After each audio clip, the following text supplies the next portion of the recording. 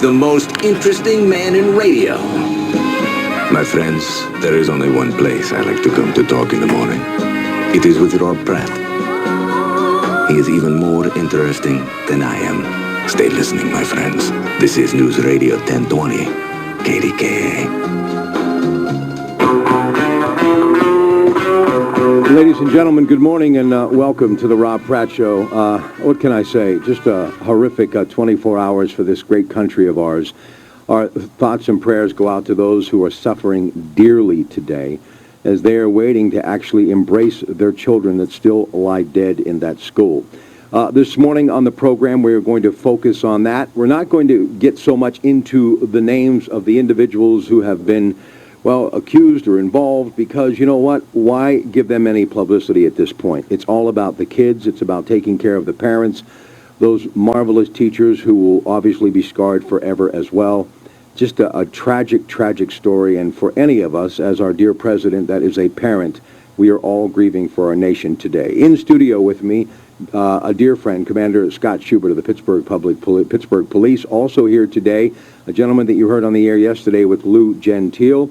He is Sam Rosenberg, longtime homicide police officer, of course, the head of that department in Pittsburgh, now with CSI investigators. Bob Meinert is here, and good friend John Hudson from J.P. Hudson and Associates.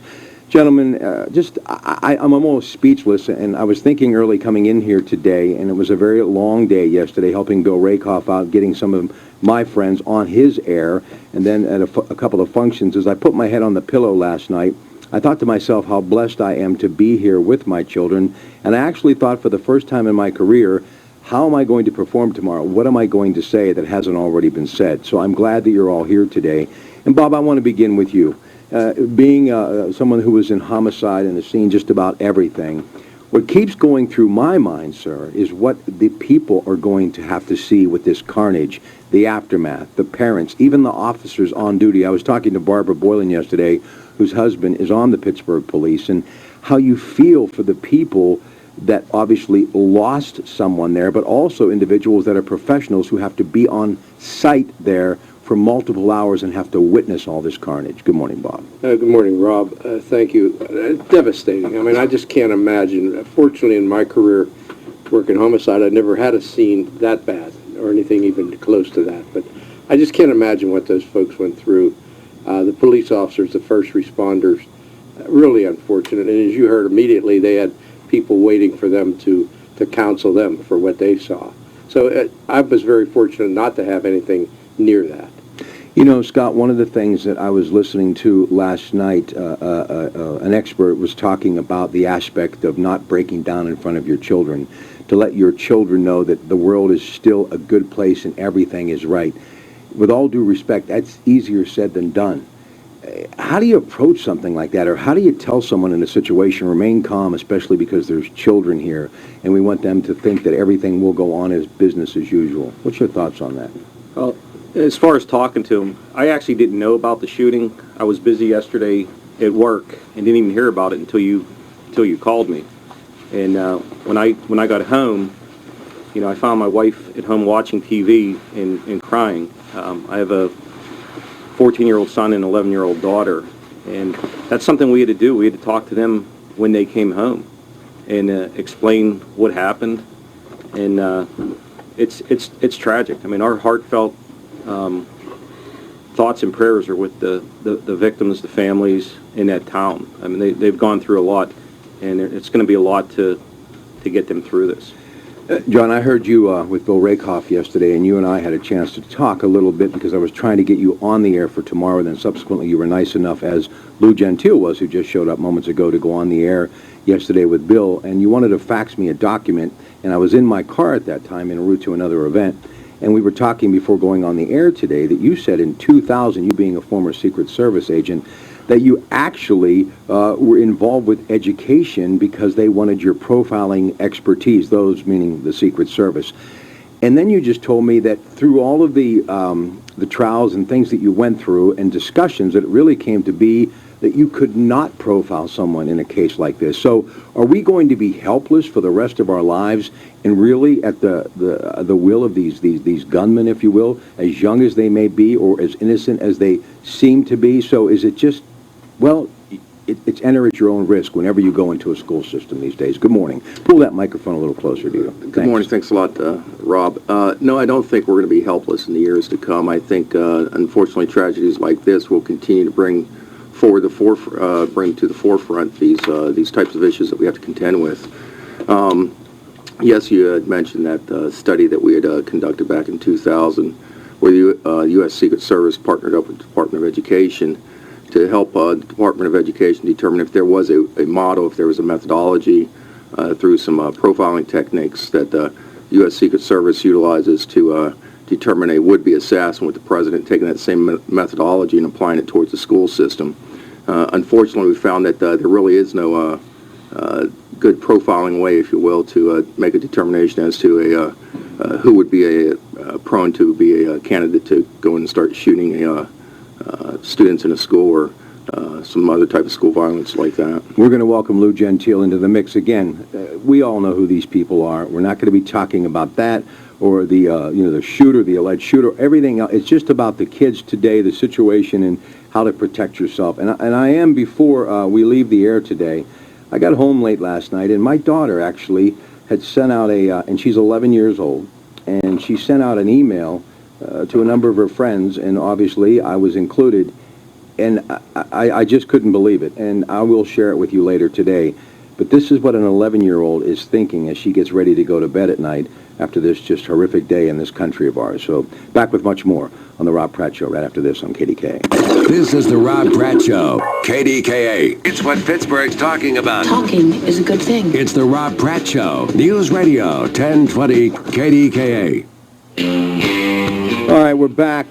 Joined in the studio today, Sam Rosenberg is here, Bob Meinert is here, Scott Schubert is here, John Hudson is here, and Lou Gentile is here.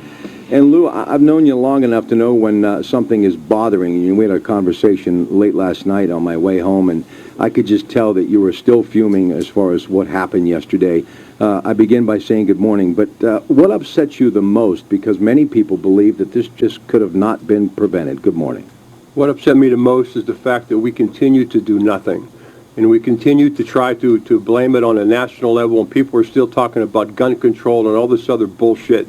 It doesn't get down to the nitty-gritty. I mean, it gets down to what we can do individually as people, as business owners, as principals, as school boards. I mean, what does it take for people to finally start to implement some safety programs to be able to protect their people and to protect their children? They talk about, well, this is the unthinkable. Well, let me give you a fact.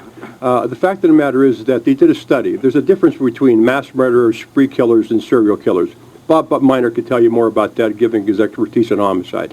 But when they did a study on mass murderers, internationally, for the past 50 years, the 24 most egregious mass murders in the world, 15 of the 24 were in the United States of America.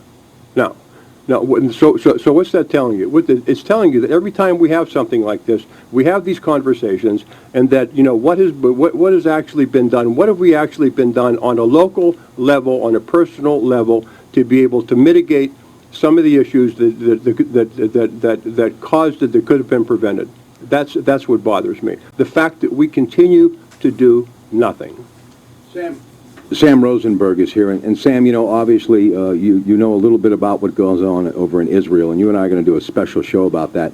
By the way, Hanukkah underway, and I heard Lou mention that yesterday on the air, and I thought it would be nice to hear from a rabbi, because obviously a very special time, and if any population or race knows about suffering and tyranny, obviously those of the Jewish community obviously do. All you have to talk about is Nazi Germany, need I say more, than the Holocaust. But Rabbi Stephanie Wolf will be here tomorrow from Ambridge. We'll be talking to her tomorrow morning at 6 o'clock. And I was talking to Bob Meinert about this earlier. Why does this stuff never happen in Israel? Well, the thing is that, there is a history of these kinds of things happening in Israel. And actually, one of the reasons why, you have such a reduction in school attacks and things like that in Israel is simply because in Israel they consider personal security an individual responsibility. There's a society mentality there where it is not just for the professional lifeguards of society to protect themselves. Everybody wants to know how to swim. So what you have is everybody on an individual basis taking the security of the greater society to heart as an individual responsibility. You have teachers that are armed. You have security, actual competent security measures in place at the school systems. It's culturally very different. And unfortunately, I believe this is where, Israel is going to be the future of the United States. I think we're going to have to get there. And I say that unfortunately because at some point in time, the bubble is going to have to get burst. If it isn't now, people are going to have to come out of this denial mentality and come to the realization that we do live in the real world. There are bad people out there, and bad people will do bad things. So it's time to wake up, as Lou is saying, and we have to start getting with the program. I was sitting, Bob, in the comfort of my house last night about 11 o'clock, in the gym shorts, addressing some Christmas cards, and CNN, Anderson Cooper was on. My kid's mother, my wife, was making some dinner and stuff, getting ready for a Christmas party, and I'm thinking, but for the grace of God. And then they were re-showing the president, and he started to rattle off all of these things that have happened in recent years. And forget about Columbine, he didn't even mention that. I had forgotten about all, and I'm in the news business. So what Lou was saying earlier, it's almost like this is just another day in the news. I mean, we've become so accustomed to this, and we're not doing anything about it. I mean, do we have to get as drastic as maybe start to profile to the point where if somebody just even sneezes the wrong way, if you as a professional have this gut feeling that they're bad, that you pull them, set them aside, take them into another room, strip search them, do whatever you have to do? Or does it become Dodge City where every teacher's carrying a gun? I mean, what do we have to do to stop this madness? Well, we've got to do a lot of things, I think. Number one, I think one of the things that came to my mind yesterday during this, Rob, was the fact that these people that are mentally unstable. I mean, we have over the years had places like Woodville and Mayview where we were putting people who were unstable. Today, they are all closed, they're all torn down, they're being used as other facilities, and I don't know what we're going to do with these type of people. Who can control the medications they take? Obviously, this person is mentally unstable, but besides the security, we got to think about these people that are on the street who are mentally unstable, and what can we do about them? What can we put them back in facilities? Maybe we have to open those places back up. I'm not really sure. He's exactly right. Things were a lot different before they changed the Mental Health Act.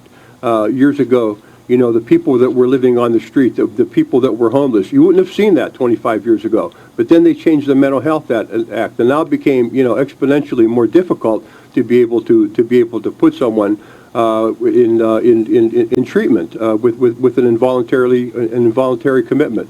So given the fact that they've changed it, they open up the door to the mental health institutions. They've taken away money for social services. They're closing down mental health units.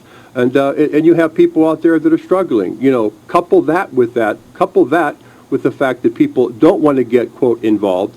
I don't think we have to strip search people. We don't have to take them into a room. But guaranteed that there were symptoms. There was reason to believe that this kid who did this atrocious, unthinkable act, guaranteed there were some symptoms and signs that this kid was on the edge. But no one chose to be able to intervene, to be able to approach the appropriate person, to be able to do something about it. No one wants to get involved. Scott, here you are, a police officer, you arrest someone, and obviously they're unstable. So other than the jail, you have no place to take them anymore? I mean, we receive additional training on how to deal with people with those conditions, but they're right. When it changed and the place is shut down, it put a lot back on the street.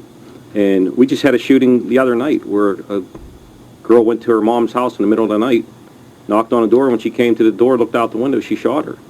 This is a person who has conditions, who is regulating the medication. So it is tough. All right, real quick, I just want to go back to, because I agree with what you were saying. If you go back to Virginia Tech, I don't know how many meetings I sat in with other universities on, okay, we got to do something, we got to do something, we got to do something. They talk about it, they say they're going to do things, and most don't, or they'll do something small and not finish with it. And then something else comes up, and that comes off the table, and then another incident like this comes up, and then everybody's talking about it. And that's my fear with what Lou was saying, is that we'll talk about it and not doing anything to help improve it. All right, let's talk about security and cameras and what you can see. Cameras, obviously, I don't know if they were at this school, but it didn't prevent that. do they really have to be monitored 24/7, or at least when the place is open for business? But as we heard yesterday with Dan Donowitz from New Brighton, he's got guards now working at night at his junkyard, if you will. And, you got people coming in there at all hours and, trying to steal automobiles, and he had to put a gun to someone's head. I mean, it just, I don't know. I mean, I don't know how you fix it. You're the expert, John Hudson. Well, thank you. With respect to the cameras and that, no, that's not going to prevent it, but it certainly will lend itself to the situation in the event it does get prolonged. Going back to this study that we were talking about a little bit earlier, most of these incidents are done and over with within about 20 minutes, the majority of them. Columbine that went on for over 3 hours. Cases like that, I think, the video surveillance would certainly lend itself to the emergency response teams where they can get the eyes inside the schools. All right, John Hudson is here, Lou Gentile, Bob Meinert, Sam Rosenberg, and Scott Schubert from the Pittsburgh Police. Back with more in a moment. Pittsburgh is all about family.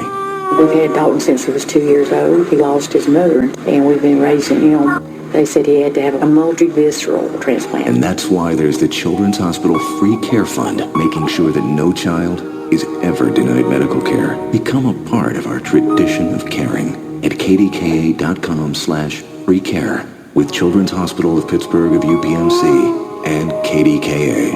It's Dalton's chance for survival.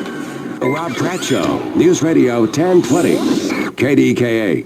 All right, with us on the program this morning, Commander Scott Schubert is here. Sam Rosenberg is here. Also Bob Meinert, along with John Hudson and Lou Gentile. Joining us now on the 84 Lumber Project Professional Newsline from the PSEA, he is our good friend Butch Santacola. Butch, good morning. And I left you a message late last night, and I meant every word of it. Teachers are amazing, and this is another incident when we see them really not maybe at their best light, but obviously in a situation trying to defend and save our children. And I thought it would be a good time to have you on the air today, not just to salute teachers, but we're going to get Sam Rosenberg involved in this too, because that's what his expertise are in training, to talk about what is happening in school systems throughout the Commonwealth to hopefully teach and train teachers and supervisors and administration what to do in a tragic situation such as yesterday in Connecticut. Good morning. Good morning, Rob. Good morning to your guest. Well, what is going on? What type of training, if any? Well, it varies from school district to school district location, situations that have historically been there over the years. It's just tragic. This has caught everybody, of course, across the country. Great concern about school safety. Everybody is commenting on it, what's happened. For the most part, our members have a great stake as much as anybody in this process. But it's just, I'm not sure what can be done. Well, we had discussions yesterday, we had conference calls yesterday on how to respond and so forth, and nobody can really say how we can stop this. There are measures we can take for training. There are measures that we can take for getting people ready, getting in the event of crisis, what you can do beforehand, what you can do during, what you can do after. But I'm not sure how we can stop this. I mean, we can do preventative things. I'm not sure we can stop this. And this is a problem that's universal for all of us. When I say universal, I'm talking about every segment of the educational family. It doesn't matter whether you're a union member, whether you're an administrator, whether you're a school board member or what. This is we need to address this. We need to take care of it. We need to be aware of it. Sam, the reason you're here today, I'd heard your name before. I knew you were a friend of Louie's, but I didn't know that you had your own company. Is it Impacts? Is that the name of it? That's right, Impacts. All right, let's talk about training. That's your expertise. So he says he doesn't think anything can be done to prevent this. What could your expertise bring to the table, and what could we do to help maybe teach someone in a teaching position to prevent or to stop something in progress? Well, absolutely, a lot can be done. I don't know that these types of incidents can be prevented 100% of the time, but in the events that they can't be prevented, they can be responded to in an efficient manner, in a better manner than basically what we've seen in the past in many ways. One of the dynamics of the training that we offer is actually to fill the void between intruder alert and law enforcement response. That's one of the gaps that we noticed when we looked at the process. A lot of it was based on the Secret Service study that John has mentioned before, that, what we're seeing is that there's a precedent where, basically in over 50% of the time, the school shooters are brought, the school shooting is brought to a close before the law enforcement gets a chance to even respond. In some cases, the bad guy commits suicide, he kills himself. In other cases, the teachers and the administrators are involved in actually physically stopping the guy. What I believe to be the case is it's a continuum. Obviously, you have very important preventative measures. These things don't typically happen in a vacuum. They're very, very often, the vast majority of the time, there are pre-incident indicators that warn and alert people if they know what to look for, that someone is on the edge and possibly going to explode. They can be interceded in, and they are very often interceded in very effectively right now. Law enforcement community and the administrations are getting much, much better at being able to identify these people and intercede. But in some cases, you can't identify these things before they happen, in which case you have to have a response protocol. And having the teachers trained to be able to respond to a critical incident, and I'm talking about not just lockdown procedures. I'm talking about what happens if you're the first classroom that gets hit. How do you deal with that gunman? That's what we do. And actually, the PSEA, as of 2012, basically accredited our training program as Act 48 continuing education credits, so that we're actually approved to provide this training for Pennsylvania area faculties, and they actually get it as part of their continuing education, which I think speaks volumes to the level that the PSEA is willing to go to support this type of training and this type of really critical development of educators and their ability to respond to crises. Butch, before I let you go, well said, Sam, before I let you go, my wife is a kindergarten teacher, and we were talking last night, and I know how much she loves her students, and they really are an extension of our own children.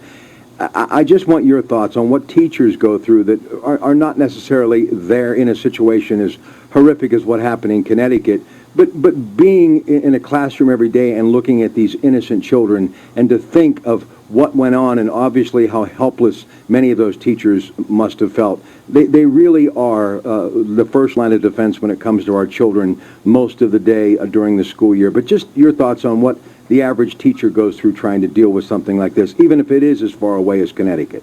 Well, it's interesting. First of all, let me say to Sam, he's absolutely right on everything he said, and I agree with him.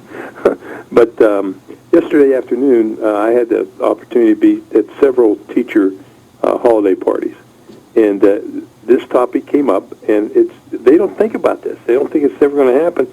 And some of the, I was with two kindergarten teachers yesterday, and both of them were just in shock that this could happen.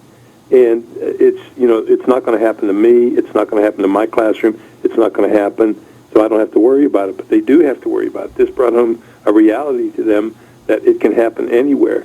There was discussion. It was surprising me. Here we are at a holiday party, and the topic was the shooting in Connecticut. It's just tragic. They think it's never going to happen here, never going to happen here, and it's just unfortunate. I think over the next week or so, prior to the holiday break, there's going to be lots of discussions in faculty rooms about this incident. Can it happen here? But no, it'll never happen here.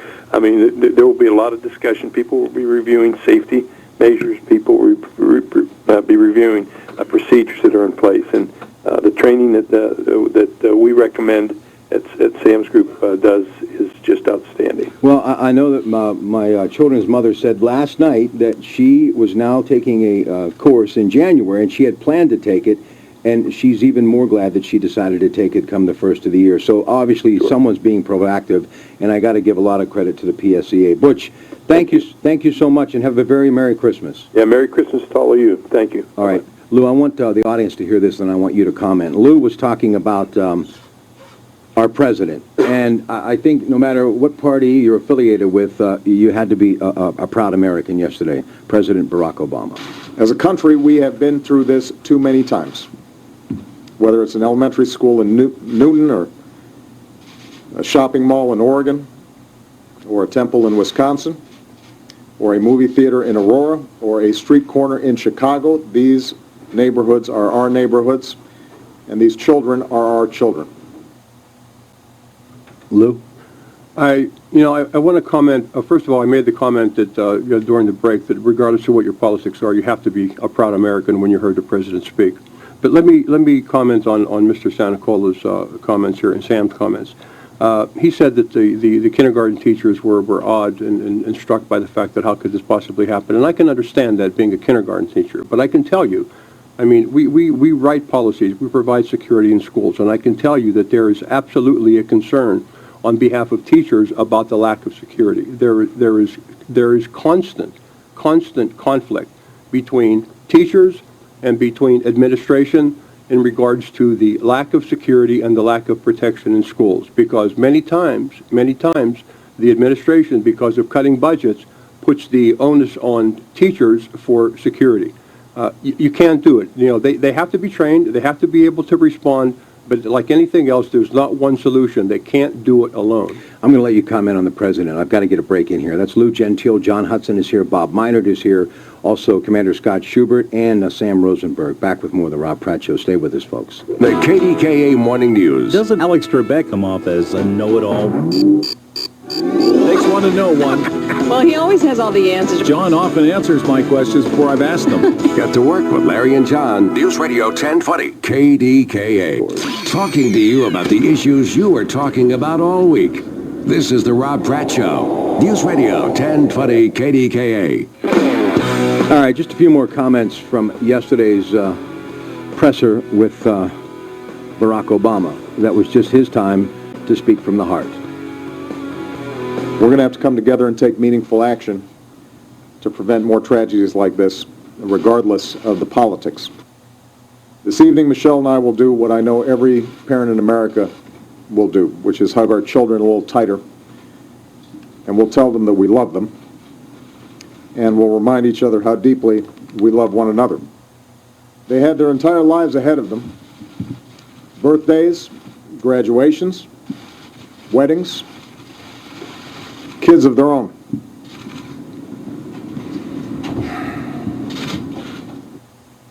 I know there's not a parent in America who doesn't feel the same overwhelming grief that I do.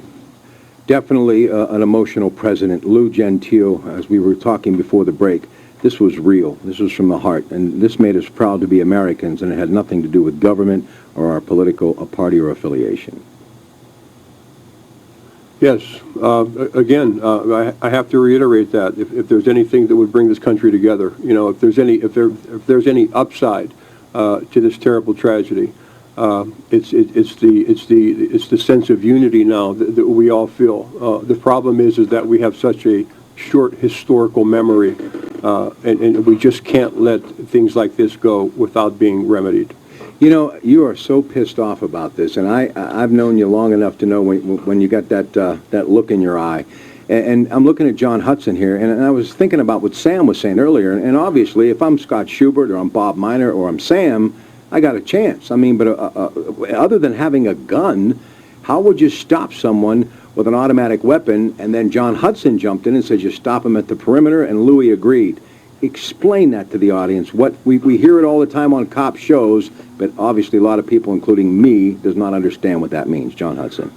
I think the way to, if we could mitigate this threat at all, the way to mitigate that is to provide a comprehensive approach to securing the schools, developing policy and procedure, and instilling some training to the classrooms with the teachers, and to gather that entire comprehensive program that I was just talking about could minimize the threat overall. You start at the perimeter. You lock the doors.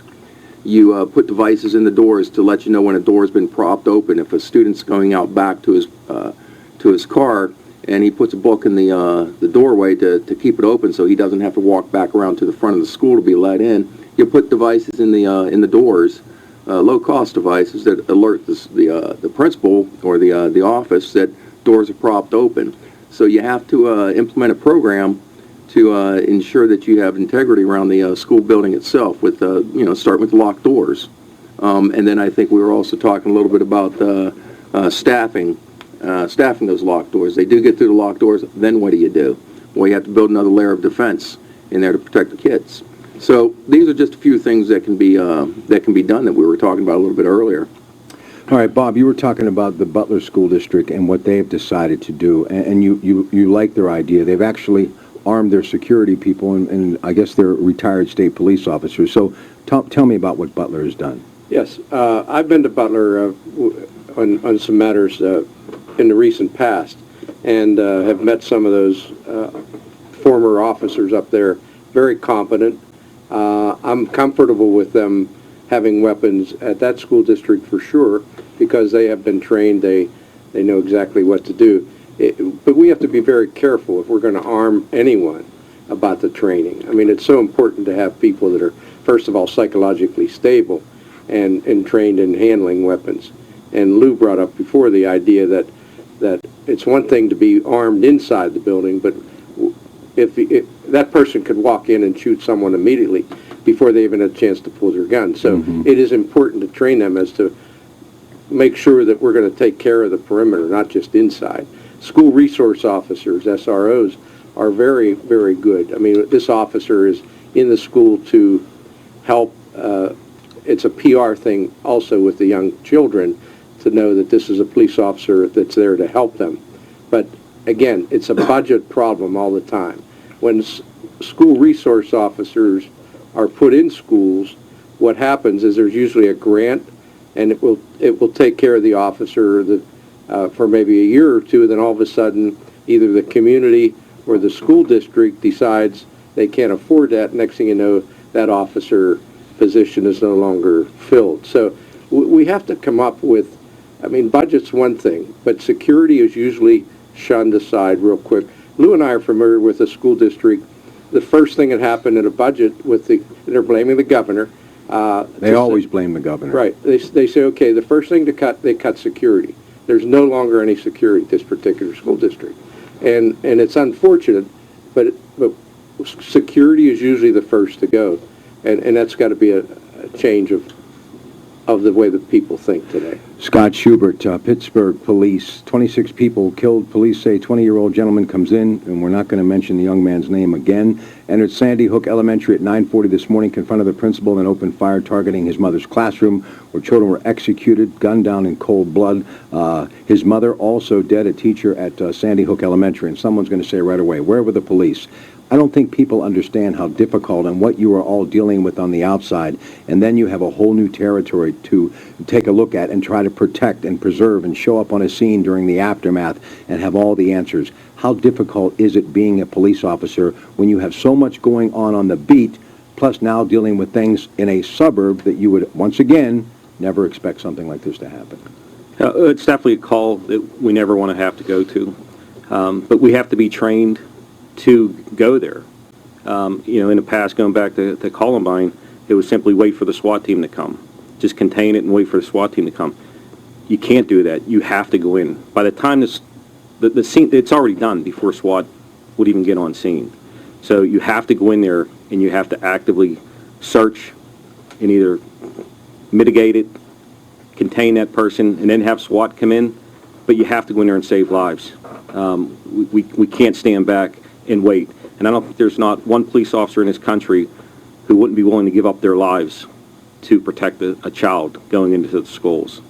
But training is the key with not just the schools, but for law enforcement as well, to make sure we're adequately trained and equipped to handle that. And all we can do is go in and try to minimize and mitigate what's occurring. All right, we'll be back. Stay tuned. See the other side of Marty. Really? Well, I ain't blaming just you. I'm blaming Marty Griffin. That's an angry man there. Yin's talk show people did it. Yin's did. That's what he said. Yin's. One more. Yin's did it. Yin's hated him. He's a bum. He's a bum. Yeah. He's a racist, homophobic cult. Hey, easy. He's a homophobic, racist, loud loser, bomb cheeks. He kicked the cat, all that stuff. And that. Yin's did it. But it is Pentec's fault. I do give him that. Weekdays 9 to noon. We're just trying to get to lunch here, man. KDKA. And that. Rob Pratt. He is the most interesting man on radio. I don't usually listen to talk radio on the weekends, but when I do, I choose Rob Pratt. Stay listening, my friends. This is News Radio 1020, KDKA.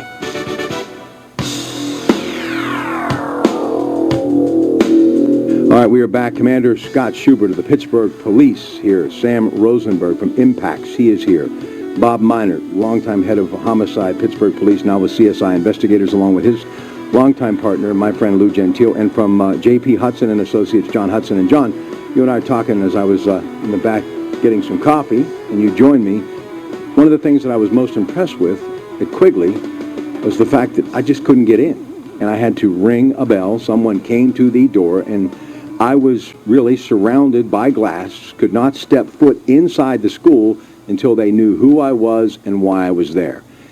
I was very impressed, and this is a parochial school that is self-sufficient, get no money from the diocese. Now, if they can do that, why aren't other schools doing that, and why do they continually buzz people in, or, as Bob said, prop doors open? And this is what you do every day. Why? And that's a very good question. Why can't these other schools do the same? Well, I think it was mentioned a little bit earlier by a couple of guests here, Lou being one of them, that through cuts, budget cuts, security is usually the first one to go. Unfortunate as it is, the athletic programs are pretty robust in some of these educational institutions, but I don't think security is taken as seriously as it should until times like this. But there are some cost-effective things that can be done as well outside of that access control that you mentioned over at Quigley. With, that's a pretty positive access control point that they have right there. Amazing. Yeah. Well, other things that can be done too is just going back to emergency response plans, dusting them off, updating them. I think we talked about this a few weeks ago when I was on the show about hey, it's time to start dusting off emergency response plans. Get in touch with your local law enforcement departments. Typically, there'll be no problem at all for, you get in contact with someone like Scott Schubert here, to send one of his officers up there and to talk to the faculty, take a look around, and make a determination as to what the next steps are. Certainly, I don't want to overwhelm you with calls at your office, Scott, but if you look at a lot of these local law enforcement, they're more than willing to help out the schools in cases like this. They too have children who go to these schools. Okay, I want to talk to Bob and Lou real quick and get Sam back in the mix and Scott as well, too. And then I'm going to let Lou share a note that my daughter actually emailed me and others last night, and I found when I got home, and I kissed her more than once as she lay there and was asleep before I went to bed. And I think after you hear this, you'll understand why. One thing I noticed about Quigley, and I'm just talking about Quigley because I was there recently, uniforms, very disciplined, very orderly, lots of discipline, lots of discipline. This young man, 20 years of age, obviously, who cares? His life is over, but so many other lives, even the survivors, their lives have changed forever.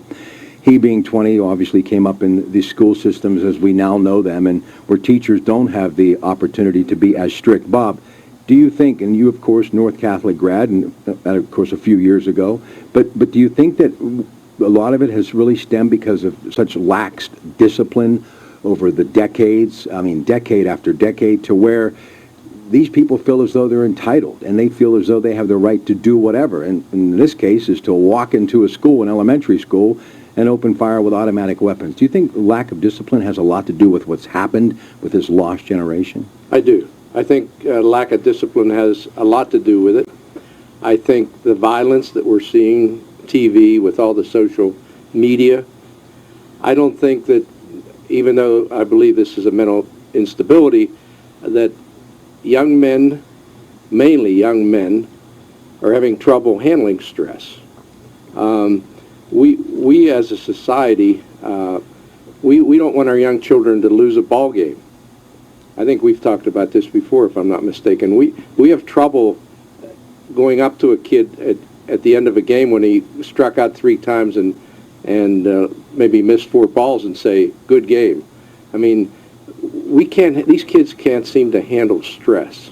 I really don't know why that is, but I think when you see the way we are handling them, it's a big problem. And the profile of these 15 to 30-year-olds, you hear about suicides, young people with suicide. It's unbelievable, the numbers today. Break up with a girlfriend breaks up, and all of a sudden they take their life. So I don't know really the stress, the handling of stress, the lack of discipline, and the violence that we have through the media is, I think, all part of the cause of this. Lou? It gets down to personal responsibility, Rob.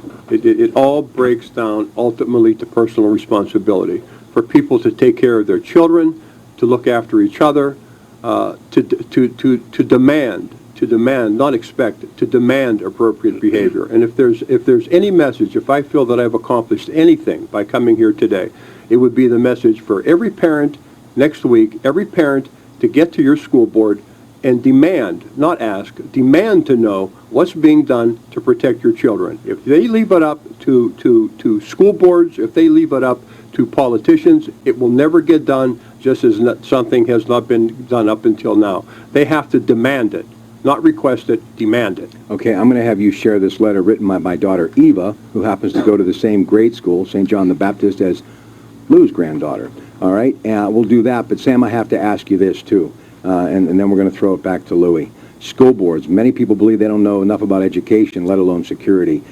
Should they be making the decisions on hiring a company like yours, a school board, or should it be left up to a higher power? I don't know the answer to that. I honestly think that, they would be a good place to start. I think that it as Lou is saying, it really comes down to individual responsibility. And I mean, if the school board is willing to take responsibility and say, this is something that is a sacred, the protection of these children is sacred to us, and we're going to take it seriously and do what we have to do, I think they could be reasonably able to, certainly, to make those appropriate decisions. As far as, selecting the right company or doing the right thing, I don't really know exactly who, should ultimately be responsible for that. But at the moment, it seems that the school boards are responsible, so they're in the driver's seat to make those decisions. All right, Sam. Now, Lou, if you will. I don't think I can get through it, so I'm going to let Lou do it. Lou, go. I will. This is from Eva Pratt. It was sent an email December 14th at 9:20 p.m. And Eva does go to the same grade school as my beautiful Eva. And my Nina as well, by the way. All about those people who were killed for no reason, and right before Christmas too. Who could do such a thing? Keep in mind, this is coming from a child. I feel so bad for those children and adults who were killed and for their families. Please pray for them and their families, and pray that their souls go to heaven with Jesus. The person responsible killed himself. He should have had to go to all those children's houses on Christmas and see what he did, and go to all the 27 funerals. So sad. Pass this message on to 10 of your friends to let everyone know to pray for those children. God, please be with all of those victims' souls and keep their families in your care. Please, amen, send for my iPod. But let me make two comments. One comment is this: this didn't come from this child simply because of what she learned in school. So this is a commendation to you and your wife and your family, because there's no one solution. It just doesn't come from one source.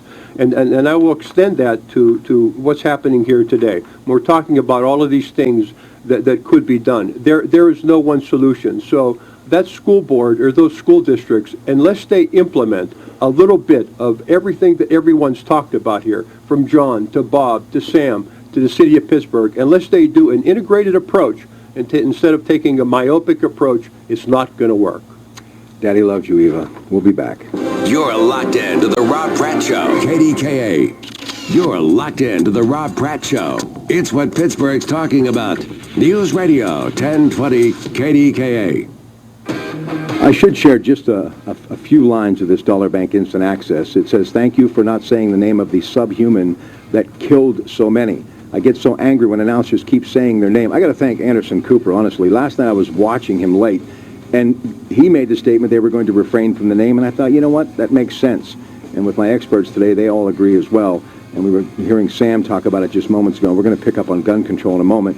But this gentleman just goes on to say some things that I think maybe he went too far, but I get the message. Jim from Gibsonia, thank you. Sam, gun control. Let's talk about that as we return. Sam Rosenberg from Inpax is here. Lou Gentile, Bob Minard, CSI investigators, J.P. Hudson Associates, John Hudson, and from the Pittsburgh Police, Commander Scott Schubert. Go ahead, Sam. Well, the knee-jerk reaction in this situation, which is understandable from an emotional standpoint, is, someone commits a mass killing with a firearm, and everybody says, well, we have to have better gun control. The problem with that theory is that first and foremost, we have to understand that is not going to solve the problem. As we've been talking about for an hour here, the solution to this type of thing is a very comprehensive approach it's not just one thing. It's not just getting better locks on the doors. It's not just about putting armed guards in the schools. It's not about necessarily arming the teachers or anything like that. It comes down to a comprehensive approach. And the problem I have is I can almost see it, we can obviously see it coming, that there will be politicians out there who will attempt to leverage this tragedy to further the agenda of gun control. And the reality of the situation is that bad people will do bad things. There is evil out there in the world. And just enacting a gun control legislation is not even remotely going to start to address the problem that we're actually facing here with regard to these kinds of active shootings, these kinds of bad people doing bad things. It's a societal problem. It's a security problem, definitely. And the thing is that I just don't want to see us go down that path of let's sensationalize this to further that agenda, without any understanding that even if there was enacted total gun control, it would have virtually no impact on the fact that bad people will still do bad things, whether they use gasoline and matches or knives or any other type of implement that they can think of. Scott, I want to, and I know you don't speak for the Pittsburgh Public Schools, but I'm a big fan of them, and I think they do a great job. But how much are the Pittsburgh police, other than the public school police, involved in protecting these students every day? We work with the school police, and we do have officers who go into the schools and talk to the students. I believe there's 5 officers who go around the whole city to assist. But I'll be honest with you, we all have children, and we have children that are in school, whether they're our children, grandchildren, relatives. We expect them to be safe in schools, and it's something we should demand. And the schools, the officials at the schools, need to do a better job to ensure that they can minimize things from occurring. As I said before, by the time we're called, it's generally too late. By the time we get there, most times, and I don't know the exact numbers, but the majority of the times, that person does commit suicide before they're engaged by the police. So we need to do everything we can as society to ensure that there is, as John was talking about, the perimeter, and everyone else was talking about the training for the personnel inside and the training for police. But we should expect that as being parents and as being citizens of this country, to ensure that's done, to ensure that our children are safe and that we can minimize any harm to them. People are, upset at times with our governor. Why, I don't know, especially when it comes to asking schools to get their fiscal, ship in order, if you will. I mean, let's face it, Lou, Bob, and John, and Sam, and Scott, they're spending $16 million, and I love football. Nobody loves football more than me. They're spending $16 million on some of these football stadiums, and Bob, you know it, a far cry from where you played at North Catholic. And they're bitching about spending extra money to hire somebody like John Hudson to come in and do what he has to do, or Sam to train these people, or of course CSI. I mean, there's something wrong here. You play 8 football games, maybe a year, not even 8. What am I saying? 4, 5 a year at that home stadium, and those kids are in that school every day. Yes, no doubt. I think we're starting to do a good job about bullying in school. I mean, you hear all kind of programs, but it's not just the bullying kind of person. We got to look at these introverted people, like this most recent one, and Lou earlier talked about something we call behavioral warnings.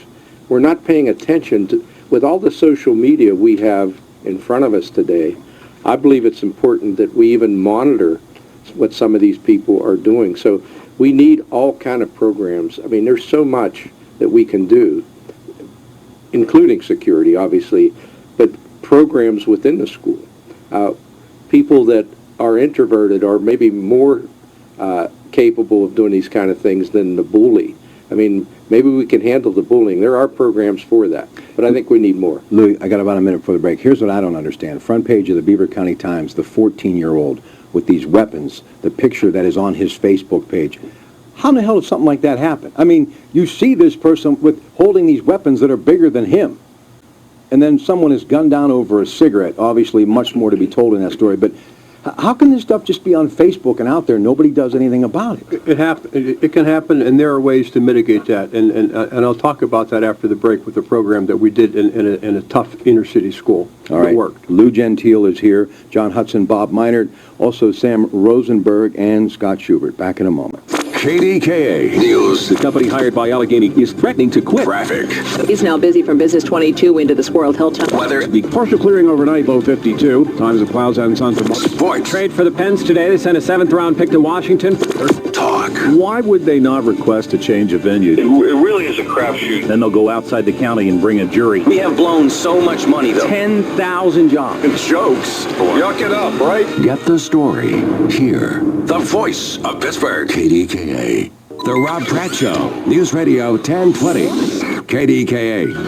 All right, Teresa Dvorak will be here. We're going to be talking to her. She's from Highmark, the carrying place. Teresa Dvorak will be joining us. And Bob Meinert, he is the former head of Allegheny County's Homicide Department, Allegheny County Police. Sam Rosenberg is here from Impact from the Pittsburgh Police. We have Scott Schubert, Commander Scott Schubert, J.P. Hudson and Associates. We have John Hudson here, and, of course, CSI investigators Lou Gentile. 6:30 right now. David Singer with the news. From the Lexus of North Hills Studios, this is the voice of Pittsburgh. News on KDKA now. It's 28 degrees at 6:30. I'm David Singer. Yesterday's school shooting may have your kids asking questions and expressing concerns. KDKA's Barbara Boylan says there's help at the caring place. Will children, young children, really know what happened? Regardless, whether they know the details or whether they just know something really bad has happened, they will, they'll pick up on that emotion and may have questions about it. Teresa Dvorak says be honest, but keep your answers age appropriate. She says panicked parents can read pamphlets and get advice on their website, thehighmarkcaringplace.com. Barbara Boylan, News Radio 1020, KDKA. Authorities in eastern Pennsylvania say a man tried to lure a real estate agent to a secluded model home so he could sexually assault her. The Lehigh County District Attorney's Office says 29-year-old Frank Yeager of Sellersville in Bucks County is charged with attempted rape. Police say the real estate agent was unharmed in the November 25th attempt because she refused to go upstairs with Yeager, who had lied about a water leak in the home. Credit ratings agency Moody's is saying that Allegheny County's review of tax-exempt property is a credit negative for nonprofit organizations, which could put more demands on their operations. The PG reports that Moody's review of tax-exempt properties may have long-term financial consequences for nonprofits since they will have to spend more time and money to address questions about whether they deserve the exempt status. New York-based Moody's says larger nonprofits are likely to be in a better position to absorb extra cost, but smaller ones could face substantial impacts. Allegheny County Manager William McCain says they're just enforcing a policy that was first approved in 2007, and the nonprofits which show they qualify for that status will still receive the tax breaks. Pennsylvania Senator Bob Casey is calling for a thorough investigation into the Legionnaires' outbreak at Pittsburgh's VA hospital. KDKA's Keith James reports. Concerned about the outbreak, Senator Casey has written a letter to the VA's Office of Inspector General asking a lot of questions. He wants the complete investigation to provide clear answers about the outbreak and future prevention. It's not going to be good enough for us to just accept pronouncements or press releases or statements from the VA saying, don't worry, everything's taken care of. We learned our lesson. We're going to fix this or that. That's not good enough. Casey said he would expect an investigation to take no more than a few months. Keith James, News Radio 1020, KDKA. KDKA Sports, two of the nation's top offenses will be on the field in Albuquerque when Arizona takes on Nevada in the New Mexico Bowl. Arizona's offense is ranked 7th, and Nevada is number 11. It's the first game of the bowl season. More sports with Rob Pratte in about 10 minutes. It's 6:33, the AccuWeather forecast in 2 minutes. Hey, Rob Pratte, looking for that perfect Christmas gift? Look no further than Roslyn Candy Castle in New Brighton and Jim Crudden. The family has been there for over 90 years. They use pure milk chocolate and the finest ingredients available. Roslyn Candy even has handmade Christmas novelties and sugar-free chocolates. Roslyn's has something for everyone. Remember, that's Roslyn,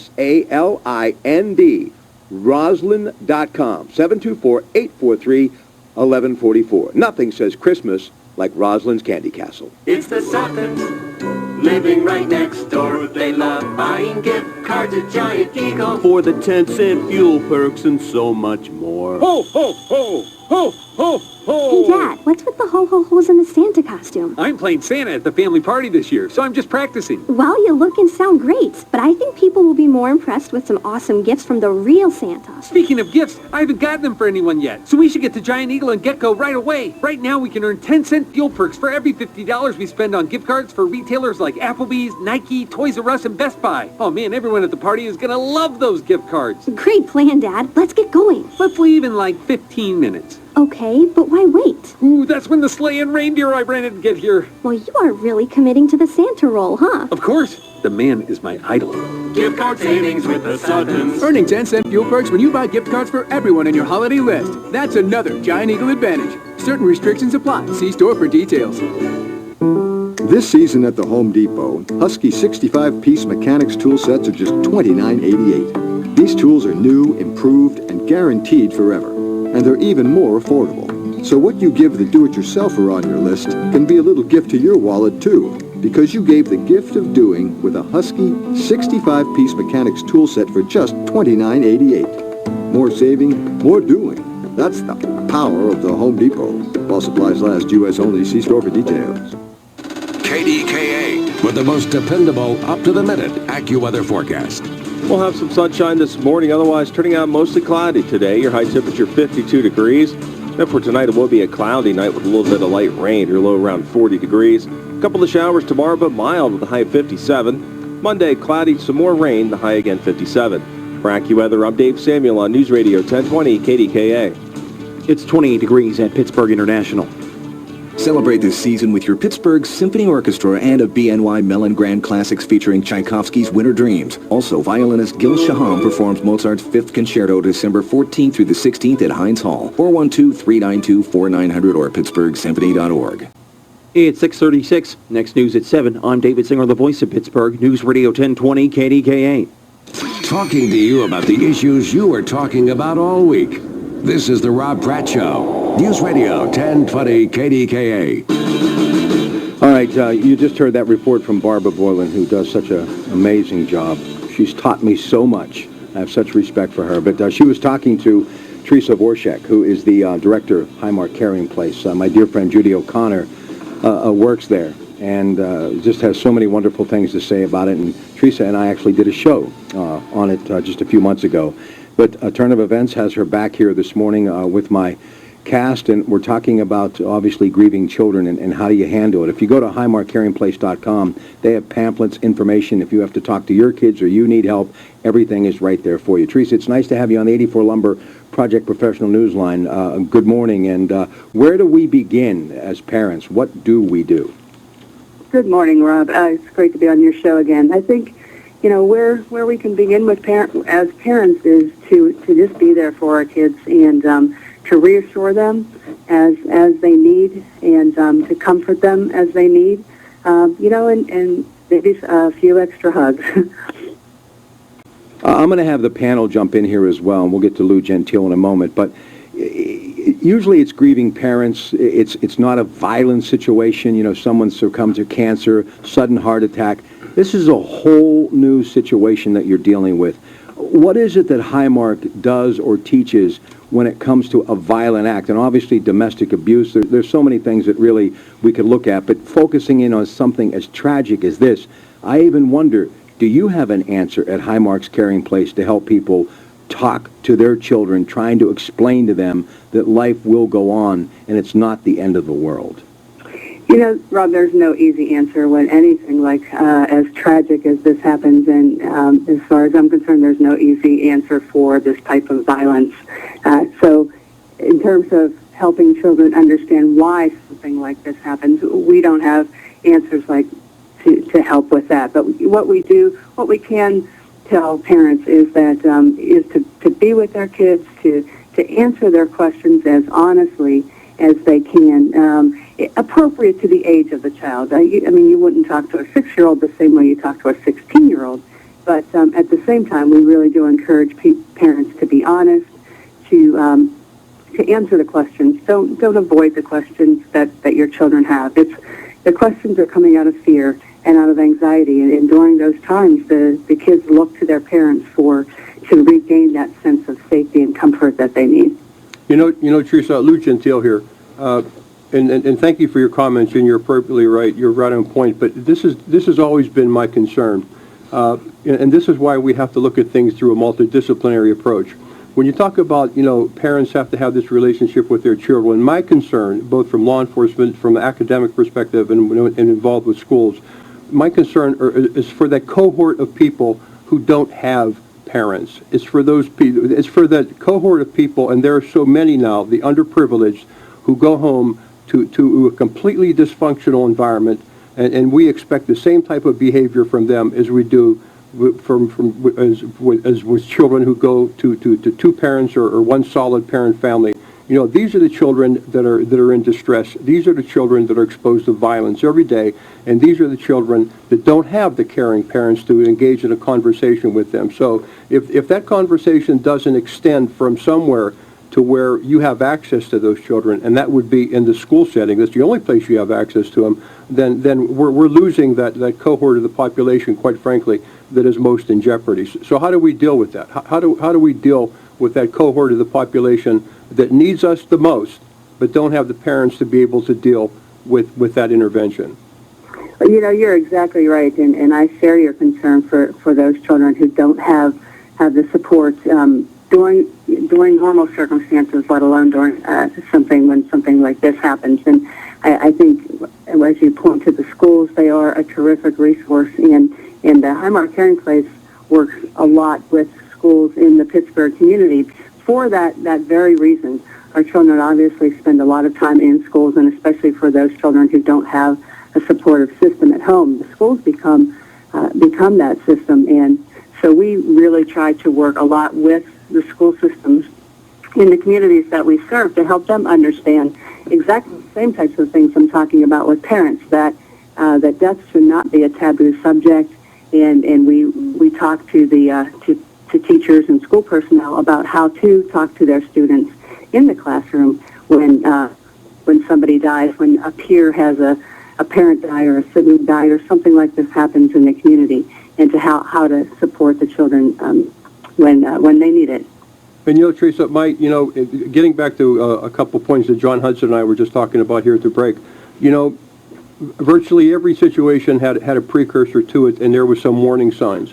And what we have found in our situation in dealing with schools is that when you get, not just dealing with after the fact, how do you deal with children, after there's been a tragedy? But from my perspective, and I think from the perspective of people at this table who are much more proactive, what we endorse is that getting in there and engaging these children in conversation prior to the incident. I mean, it's amazing when you get a group of children in an environment, in a safe environment, where they don't have to be concerned about retaliation for what they have to say. It's amazing what children will come up with if you get them to engage in conversation, and they can tell you what's happening in the school. They tell you where the concerns are. They tell you about a child who's being abused, about a kid who may have brought a gun to school. You can solicit this information from children if there's a right approach and there's a proactive approach to it.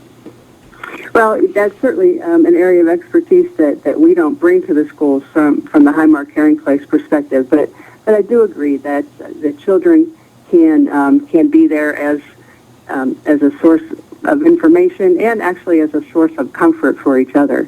Again, what some of the work that we're doing within the schools is not just reaching out to the teachers and the school personnel about how to work with the kids when something tragic happens in their lives, but also we work with the kids themselves and to help teach them how to support each other.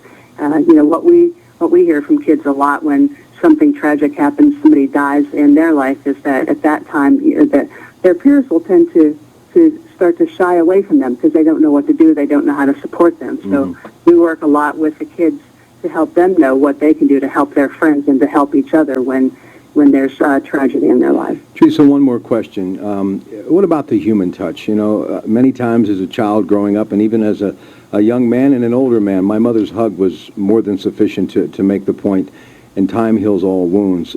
As far as embracing your children, hugging them a little bit more, or would that make it too obvious that they would almost sense something was wrong if you were a little different towards them as far as being a little bit more involved by hugging or kissing or comforting them? What about the human touch, that element? Well, for for sure the human touch is healing and it's comforting, and it can provide a huge sense of comfort and safety to children when when they are anxious. What I would say, though, is to really follow your child's lead. Some children are more sensitive to their environment. They're more sensitive to what's happening around them. Mm-hmm. And each child, as parents, we know our children. And some children will have more questions. They'll become more anxious, and they'll need more more contact from their parents. So, I would say to really follow your child's lead. They'll let you know.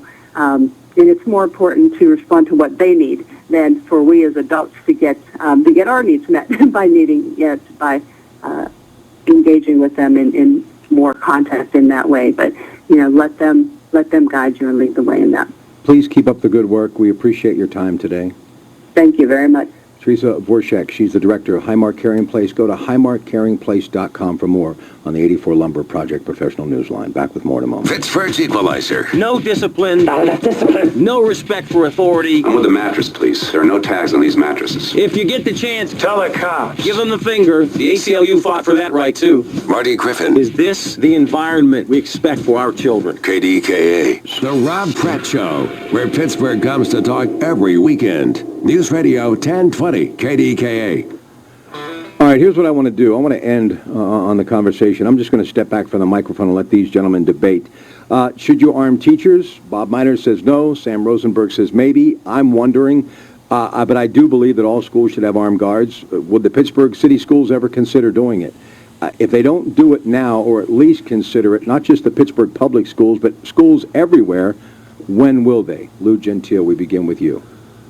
I believe everyone should deal with their own respective expertise. I think that arming teachers may be a bit much. I mean, they are there to teach. They should be trained. They should be able to know how to respond. They should be able to know how to disarm. But when you get to the point of arming a teacher and what they're really what their skill set is, what they're trained for, what they're mentally prepared for, I think they should teach. I believe that there should be an armed contingency at every school to be able to deal with situations like we just saw now, but I'm not for arming teachers. Yeah, I think I have to side there with Lou on this. I'm not for arming teachers either. They are there to teach.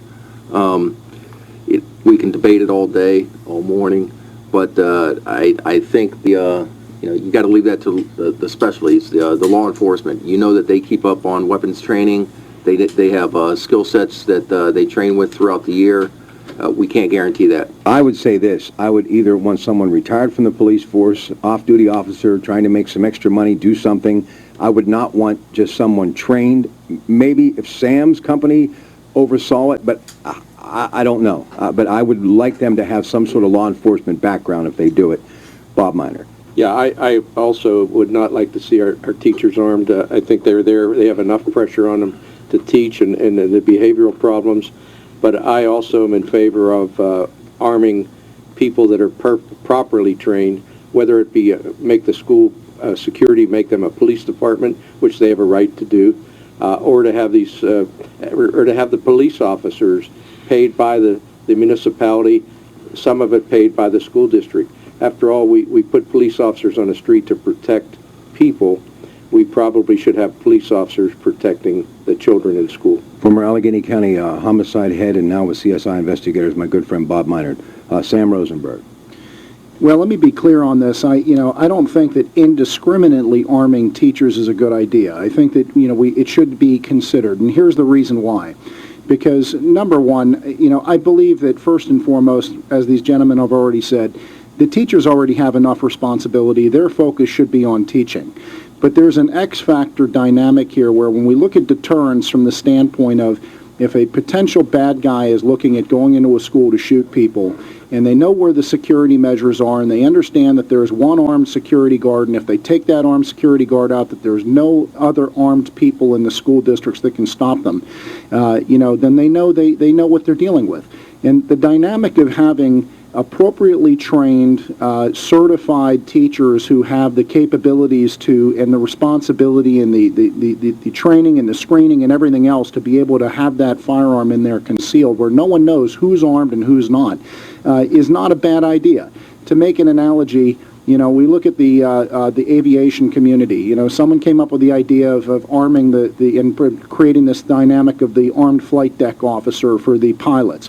You know, I think the pilots should be flying the plane. I think that we should have air marshals protecting the plane. But having that X factor in place that we have pilots that have firearms means that there's an extra level of massive deterrence to anyone being able to try and hijack that aircraft, and also having the fact that there is another trained person there who is qualified to have it. And I don't believe by any means that law enforcement has the exclusive territory in terms of competency with firearm or the ability to have that firearm as a deterrence. I'm not so sure about the teachers, but we have to do everything we can to minimize what's going on, and that's having people who are properly trained and equipped to stop this from occurring, or try to at least prevent it or minimize what happens. So we need to do better. Louis, I'm going to let you wrap it up and finish how you entered the building yesterday, a call to arms, just to remind people what needs to be done, and it needs to be done now. And we don't need politicians grandstanding and looking for a photo op. We don't need administrators complaining about budgets. We need to get things done and get them done now, because our kids are in jeopardy, deadly jeopardy as we speak. Lou Gentile. All I can say is, ladies and gentlemen who are listening to this broadcast, again, we have to take our own personal responsibility seriously. You know, you can't expect people to be able to respond. You have to demand it. You have to demand security and the safety of your children. And you also have to be aware of that contingency that we spoke about very briefly, that cohort of people who don't have the parents to take care of them. So we have to look out for each other. In addition to your children, you have to look out for those who are less privileged as well. Whatever your denomination is, wherever you are this weekend, whether you are a churchgoer or not, please hit your knees and say a prayer for the families, the victims, and everyone involved in this horrific incident that has happened in Connecticut that we will be talking about for years to come.